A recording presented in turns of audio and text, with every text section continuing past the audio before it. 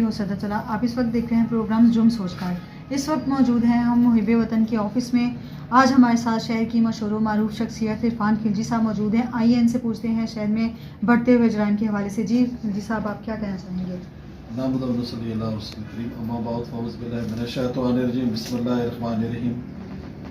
मैं शुक्रगुजार हूँ मुहिब वतन न्यूज़ की ने आज मुझे अपने दफ्तर में बुला के शर्फ इज़्ज़त बख्शा और एक इंतहाई अहम मौज़ू पर जो है मुझे ख़यालात का इज़हार करने का मौका उन्होंने दिया। असल में बात यह है कि हमारे माशरे में जो तबक़ाती निज़ाम है वो जराइम की असल वजह है, और जुर्म जो है वो सिर्फ एक माशरती नाइंसाफ़ी की वजह से होता है। जब भी किसी के साथ आप कोई नाइंसाफ़ी करेंगे, जब उसको इंसाफ नहीं मिलेगा और वो दरपदर की ठोकरें खाएगा, तो उसमें जुर्म में इजाफा होता है, ना कि जुर्म ख़त्म हो जाए। अफसोस का मकाम ये है कि हमारे माशरे में जो माशरती बेहरावरी है वो बढ़ती जा रही है और इंसाफ के निज़ाम के जो तकाज़े वो पूरे नहीं हो रहे। बिल्कुल ऐसा ही है। तो आप क्या कहना चाहेंगे जो आजकल थाने कचहरियों में मजबूर लोग हैं, जिनकी कोई सुनवाई नहीं हो रही, जो इंसाफ के लिए धक्के खा रहे हैं, उनके हवाले से आप क्या कहना चाहेंगे? जी, मैं जैसे मैंने पहले आपको बताया कि तबक़ाती निज़ाम माशरे में हमारे में बढ़ गया है। जो बड़ा तबका है, जो अमीर तबका है, उसके लिए इंसाफ जो है वो आसान है। वो इंसाफ को अपने घर की डोडी समझते हैं, ठीक है जी।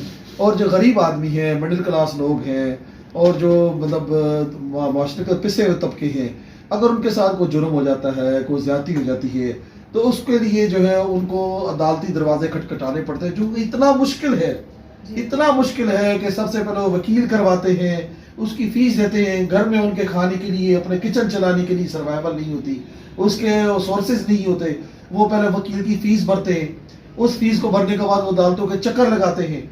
तो ये हमारा निज़ाम है। फिर उसके बाद भी अगर वो वहाँ से वकील से होकर थाने में जाते हैं बेचारे, तो वो थाने में जो है वहाँ पे पुलिस के जो एहलकार है वो उनको रिश्वत का तकाजा करते हैं, और रिश्वत का तकाजा करते हैं, उनके पास वो रिश्वत देने के लिए पैसे नहीं होते, लिहाजा उनका केस जो है दाखिले दफ्तर में जाता है। तो आप क्या कहते हैं, इस निज़ाम को कैसे बेहतर बनाया जा सकता है? इस निज़ाम को देखिए जी, निज़ाम को बदलने को तो कहते ही जी, हमने सियासी जमातों के नारे सुने कि चेहरे ने निज़ाम बदलना चाहिए। अभी तक तो उसमें कोई जो है वो हम अमली पे जो है वो कोई इस किस्म का इक़दाम नज़र नहीं आ रहे कि हम कहें कि जी हम यहाँ पे जो निज़ाम बदलने की चाहते।